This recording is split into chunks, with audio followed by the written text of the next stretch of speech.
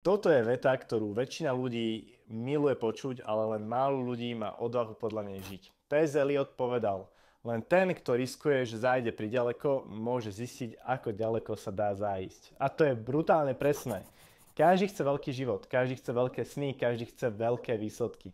Ale skoro nikto nechce veľké riziko. Všetci chcú lietať vysoko, ale so 100% istotou, že nespadnú. Chcú skok, ale bez hranice. Chcú rast, ale bez bolesti. Chcú víťazstvo, ale bez straty.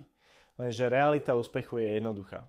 Ak nechceš riskovať, nechceš ani vyhrať. Bez risku je komfort, bez komfortu je rast. Tí, ktorí dosiahnu extrémne výsledky, nie sú šťastní alebo vyvolení. Sú to ľudia, ktorí boli ochotní zájsť ďalej, než bolo pohodlné.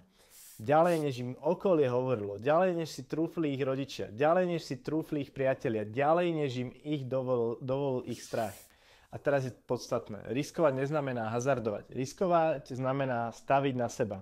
A keď výsledok lepšie ešte nepoznáš. Pretože kým čakáš na istotu, život ti uteká. Keď začneš bez istoty, buduješ život, ktorý len iní komentujú. Najväčší okamih rastu nepríde, keď si pripravený. Príde, keď máš odvahu ísť ďalej, než ti je komfortné.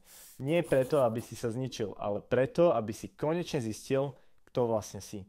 Takže otázka na dnes, úprimná do očí. Robíš kroky, ktoré ti garantujú bezpečie, alebo kroky, ktoré ti môžu vytvoriť nový život. Lebo len ten, kto riskuje, že zájde priďaleko, zistí, ako ďaleko sa dá zájsť. Kratšie ako nájde len vieš. Držím ti v tom palce.